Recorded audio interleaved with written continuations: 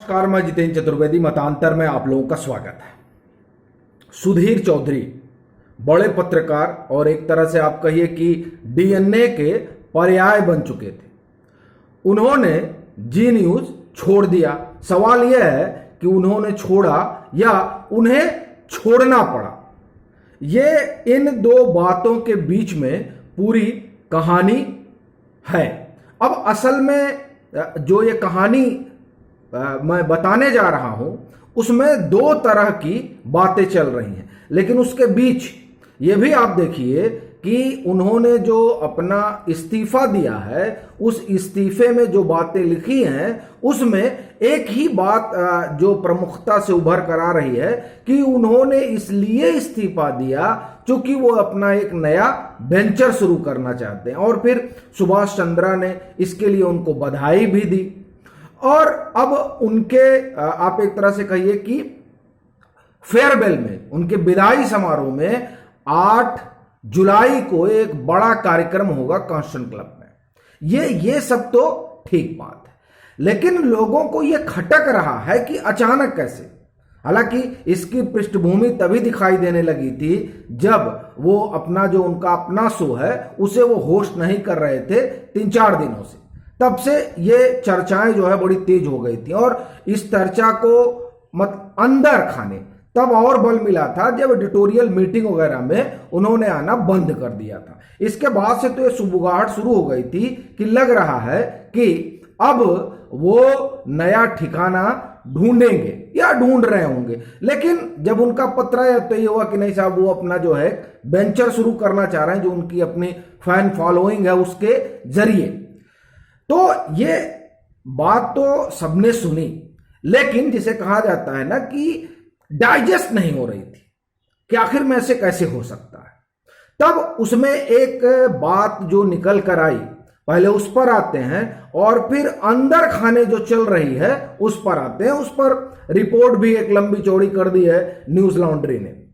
लेकिन उस खबर पर आने से पहले एक चर्चा ये भी है कि असल में सुप्रीम कोर्ट ने जो अभी उसका निर्णय आया गुजरात दंगों पर जो एसआईटी बनी थी और उस एसआईटी पर को मतलब खारिज करने और जांच को एक नए सिरे से शुरू करने को लेकर जो वो खारिज हुई और उसके बाद से एक तरह का जो है दबाव बन गया। वो इसलिए चूंकि वो जो गुजरात दंगे हुए थे उसमें इलेक्ट्रॉनिक मीडिया की एक अलग तरह की भूमिका थी। और अलग तरह की क्या मतलब, एक तरह से दुष्प्रचार करने की भूमिका थी। तो और उसमें उनके बारे में भी चर्चा है। असल में ये जो तर्क है कि इस तर्क की वजह से उनको जाना पड़ा, ये मुझे ज्यादा वैलिड नहीं लगता है, क्योंकि ये एसआईटी की जो रिपोर्ट है वो आज नहीं आई। एसआईटी ने तो आज से 7-8 साल पहले क्लीन चिट दे दिया था और वो एसआईटी सुप्रीम कोर्ट ने ही गढ़ी थी। असल में जो खारिज हुआ है वो तीस्ता सीतलवाड़ और जाकिया जाफरी का पीआईएल खारिज हुआ कि नहीं, अब इस मामले में कुछ नहीं किया जाएगा। जो एसआईटी ने कहा वो सब सही है। तो अगर ये मतलब यही एक वजह होती, ये वजह होती, हम एक न कहें, अगर यही वजह होती तो जब सरकार आई थी तभी इनको जो है हट जाना या हटा देना जो भी होता वो तभी हो जाता। एक बात। दूसरी बात, आपको ये जानकर ताज्जुब होगा जब सरकार बनी तो बाकायदे जो है जिन गिने चुने पत्रकारों को सुरक्षा, सरकारी सुरक्षा दी गई थी उसमें एक ये भी थे।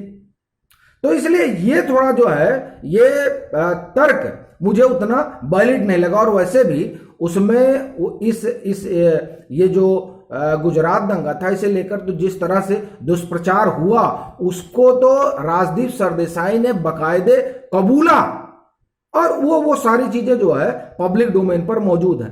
फिर सवाल यह है कि कहानी क्या है। अगर आप कहेंगे अगर आप इस चीज को नहीं मानते हैं, मैं इसलिए भी नहीं मान रहा हूं क्योंकि जब ये दंगा हुआ तो ऐसा नहीं है कि केंद्र में सरकार किसी और की थी, भाजपा की सरकार थी। और ये आप लोग भी जानते हैं कि ये तब से लेकर और गोवा के 2013 के अधिवेशन तक एक धड़ा रहा जो ये चाहता था कि नरेंद्र मोदी आगे ना बढ़ पाए। लेकिन वो तो आप एक तरह से कहिए कि उनका अपना जुझारूपन, उनका अपना संघर्ष और उनका करिश्माई व्यक्तित्व जो 2001-2 से जो उनके खिलाफ एक तरीके से षड्यंत्र बाहर और भीतर शुरू हुआ था, उस सब को वो अपनी लोकप्रियता के कारण जो है, आप एक तरह से कहिए कि तमाम उन षड्यंत्रों को पीछे छोड़ते हुए और आज इस जगह पर खड़े हैं। तो इसलिए भी वो उसको उसके बजाय जो अंदर खाने कहानी चली, वो मुझे लगता है कि वो कुछ एक बड़ा रोल हो सकता है उसने प्ले किया हो। अब वो अंदर की कहानी क्या थी, तो इस पर लेकर लॉन्ड्री ने जो लिखा है मैं आपको बताता हूं। लॉन्ड्री ने एक बड़ी रिपोर्ट की है और देखिए ये सबके लिए कौतूहल का विषय है कि आखिर में सुधीर चौधरी कैसे छोड़ सकते हैं जी न्यूज। तो अब उसमें जो कहानी निकल कर आई, कहानी क्या कह रही है, खबर की माने तो कहानी यह है कि मालिक और संपादक, अब इन दोनों लोगों के बीच एक तरह आप कहिए कि दरअसल ब्रांड जो है वो जी न्यूज है और उसे जाना चाहिए था जी न्यूज के नाम से, लेकिन अब सुधीर चौधरी इतना बड़ा ब्रांड बन गए कि जी न्यूज उस ब्रांड के नीचे दब गया। ये किसी भी जो भी कोई भी अपनी कंपनी चलाता है उसके लिए ये सबसे बड़ा झटका है कि ऐसा कैसे हो गया कि हमारा ब्रांड जो है वो एक व्यक्ति ने उसे पीछे छोड़ दिया। वो कुछ मेल्स भी जो है न्यूज लॉन्ड्री ने साझा की है जिसमें इस बात की चर्चा है कि अब आप लोग जो है, ये कंपनी बड़ी बात है, ब्रांड कंपनी का होता है, आप अगर कुछ लिखिए तो सीईओ लिखकर भेजिए, आप जो है सुधीर चौधरी लिखकर मत भेजिए। तो वो जो मेल साझा किए उससे एक तो ये समझ में आता है कि इस तरह की टकराहट आप कहिए कि अंदर खाने शुरू हो गई थी, जिसमें एक बड़ी चीज थी कि नहीं, नाम ब्रांड का बड़ा होना चाहिए। तो अब ये जो कहानी शुरू हुई तो फिर वहां एबीपी न्यूज से लाए जाते हैं, मतलब वहां से कुछ लोगों को हायर किया जाता है और ये माना जाता है कि ये जो हायर किया गया, उस हायर करने के पीछे की बड़ी वजह ये थी कि इससे जो है सुधीर चौधरी पर नियंत्रण किया जाए।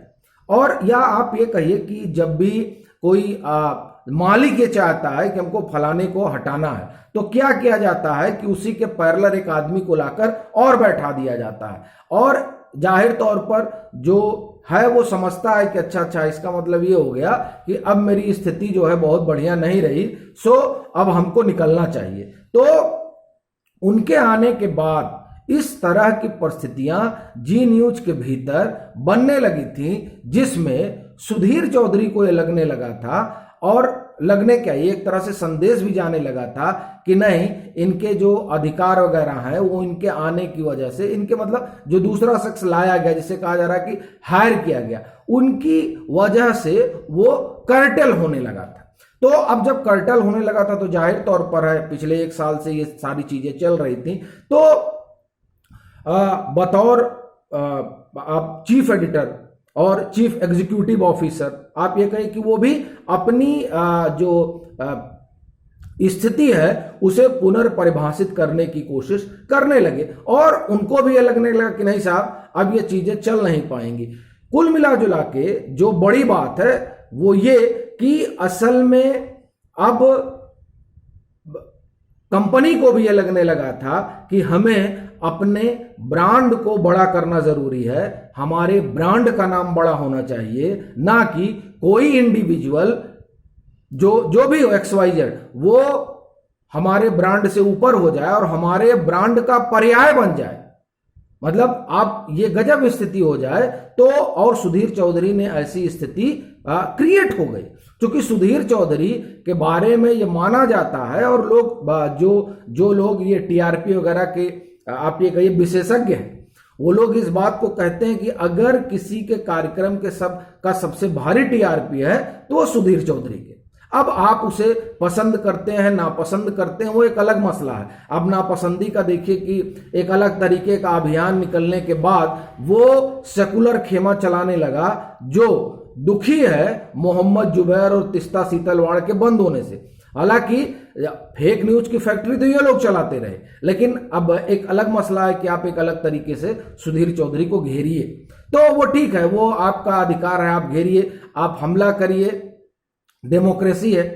सो ये जो एक चीज हुई कि ब्रांड जो है उसके वो पर्याय बन गए, ये एक बात खटकी। और दूसरा एक जो और चीज लॉन्ड्री ने ही इस पर जो लिखा कि राज्यसभा एक बड़ा मसला बना, मतलब जो 2-3 कारण है उसमें एक कारण राज्यसभा भी है। राज्यसभा में वहां उनको पहुंच नहीं पाए, और आप देखिए भाजपा ने उनका समर्थन किया था। समर्थन करने के बाद भी वो राजस्थान में चुनाव नहीं जीत पाया, और देखिए उसकी बड़ी वजह तो यही है कि वहां जो है अशोक गहलोत ने जो साम दाम दंड भेद अपनाया, उसमें चीजें दूसरे दिशा में चली गई। लेकिन ये खबर में इस बात का दावा किया गया है कि उस वजह से भी वो बड़े अपसेट रहे।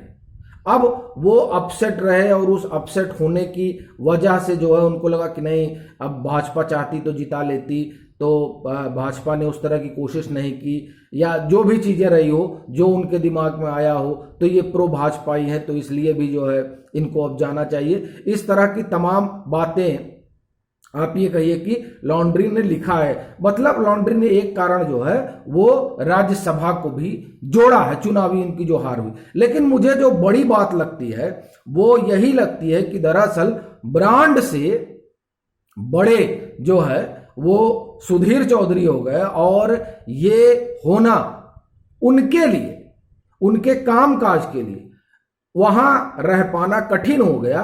और जाहिर तौर पर परिस्थितियां ऐसी बनी जिन परिस्थितियों में उन्हें जाना पड़ा। तो ये कुल जमा कहानी समझ में आती है। बाकी आपके पास कोई अलग जानकारी हो और तो आप जरूर साझा करिए, और अगर आप मतांतर से नहीं जुड़े हैं तो जुड़िए, वीडियो को लाइक कीजिए, शेयर कीजिए और अपने सुझाव जरूर साझा कीजिए।